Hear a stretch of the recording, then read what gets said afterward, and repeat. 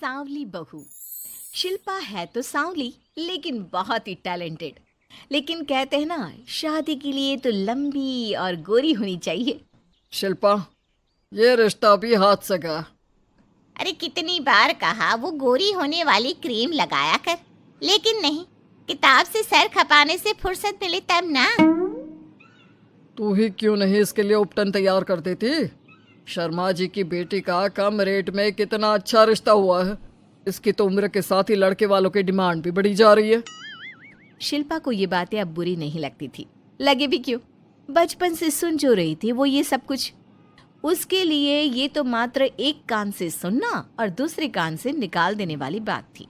फिर एक रोज, पापा पापा मेरी नौकरी लग गई है।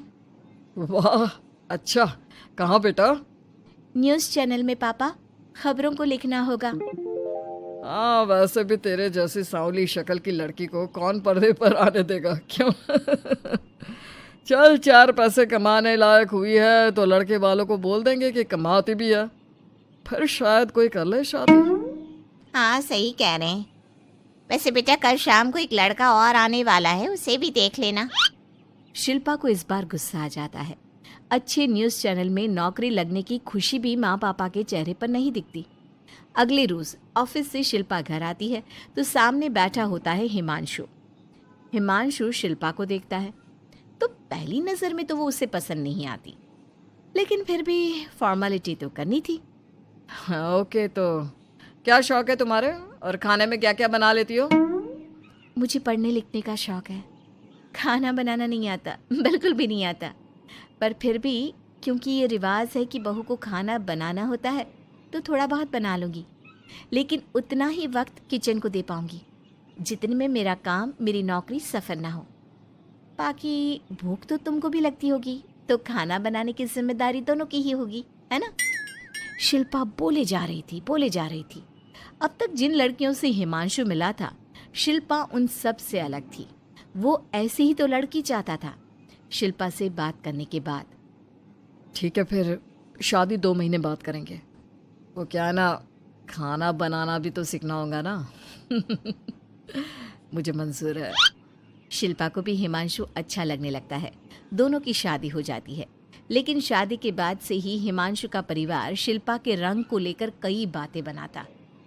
क्या बात है हिमांशु, क्या कमी हो गई थी जो ऐसी काली सी बहू ले आया? काली तो नहीं है। हाँ, मेरी शिल्पा का रंग हल्का सांवला है। वैसे आप तो कृष्ण की भक्त हैं, जानती है ना, उनका रंग भी सांवला था। अब सांवले रंग के कृष्ण की पूजा तो सांवली मेरी बीवी खराब कैसे? बात तो सही भी थी। क्यों सांवला रंग खराब माना जाता है? शिल्पा पति का तर्क सुन रही थी। थोड़ी देर के बाद, क्या बात है, शब्दों का जादू आ गया। क्या तर्क दिया आपने सांवले रंग के समर्थन में? तो क्या तुम ही पत्रकार हो? अरे तुम्हारा पति भी कम नहीं है। शिल्पा रोज एक नई तरक्की छू रही थी। कभी विदेश दौरा तो कभी बड़े बड़े लोगों का इंटरव्यू। एक दिन, सुनो, आज का दिन बहुत खास है, मैं मुख्यमंत्री जी का इंटरव्यू लेने जा रही हूँ। अरे वाह, क्या बात है, सही है यार। तभी ससुर आ जाते हैं। बहू, थोड़ा मेकअप भी कर लेना, वरना काली काली फोटो सब जगह आएगी। अरे हम तो शर्म के मारे किसी को दिखाते भी नहीं कि ये हमारी बहू है। न जाने क्या कमी थी। अरे वो शारदा दीदी की बहू देखो, कैसे मक्खन की तरह गोरी है। और नताशा, वो तो ऐसे लगता है जैसे भगवान ने दिल खोल कर रंग दिया है उसको। अरे माँ, आजकल रंग नहीं बुद्धि का जमाना है। हाँ, तो वो दोनों कहाँ पागल है, अच्छा खासा घर देख रही है। शिल्पा को ससुर की बात पर गुस्सा तो आता है, लेकिन वो मूड खराब नहीं करना चाहती। वो तो बस तैयारी करती है कि जल्दी से अच्छा सा मुख्यमंत्री का इंटरव्यू हो जाए और दुनिया देखे। होता भी यही है। शिल्पा जब शाम को घर आती है तो, अरे चाची, बुआ, फूफा जी, कैसे हैं आप सब? कैसे आना हुआ? शिल्पा को आसपास के लोग भी देख रहे थे। वो भी जानती थी कि उसने जो इंटरव्यू किया वो कितना वायरल हो रहा है। अरे बहू, बड़े लायक हो तुम, औरत होकर दुनिया की इतनी जानकारी। कितनी समझ है तुम्हारे अंदर। वाह वाह बहू, तुमने तो हम सबका सीना गर्व से चौड़ा कर दिया। सास ये सब देखकर सोच रही थी कि भाई ऐसा भी क्या हो गया, इन्होंने तो बहू को हीरो बना रखा है। मैंने तो शिल्पा को उसी दिन समझ लिया था जब पहली बार मिला था। मैं तो जान गया था कि ये लड़की अलग है। कितनी प्यारी आवाज़ है इसकी और समझ भी लाजवाब। तभी बुआ सास बोल पड़ती है, और एक हमारी बहू है, सारा दिन टिकली बिंदी पर ही लगी रहती है। अरे दीदी, न जाने कौन कौन सी क्रीम लगाती है, अब तो चेहरे पर फोड़े भी निकल गए।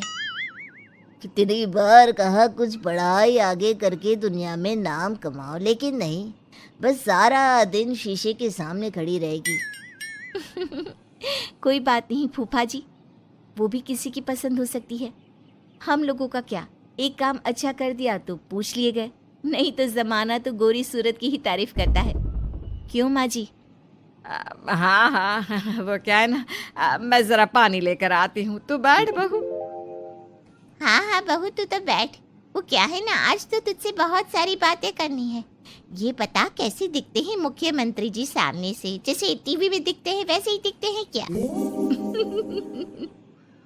आए दिन लोग शिल्पा से मिलने आते, उसे अपने स्कूल या दूसरी जगह पर चीफ गेस्ट बनाते।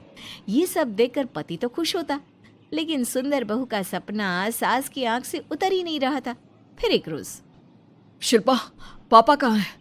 माँ जमीन पर गिरी पड़ी है, वो बेहोश हो गई है। शिल्पा की सास को गंभीर बीमारी हो जाती है और फिर आप लोग अपनी माँ की किसी बात को मना ना करना, उनका दिल कमज़ोर हो चुका है।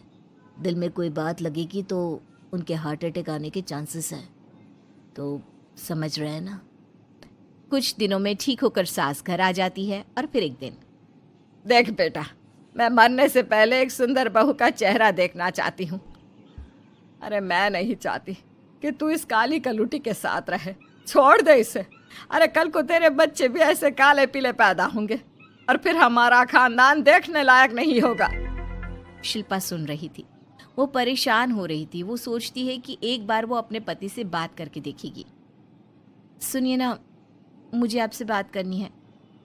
मुझे भी शिल्पा, मैं माँ के बिना नहीं रह पाऊंगा, तुम समझ रही हो ना। शिल्पा को दुख होता है, लेकिन वो क्या करती। वो हिमांशु को तलाक देने का सोच लेती है और फिर शिल्पा, माँ की हालत फिर खराब हो रही है, क्या करूं? माँ को सबसे बड़े अस्पताल में भर्ती करना होगा। लेकिन वहां तो बेड के लिए बड़ी बड़ी सिफारिश करनी पड़ती है। हाय रे, मेरा मरना तय है, मैं मर न जाऊं, मुझे बचा ले बहू। शिल्पा को हैरानी होती है कि वो करे तो क्या करे।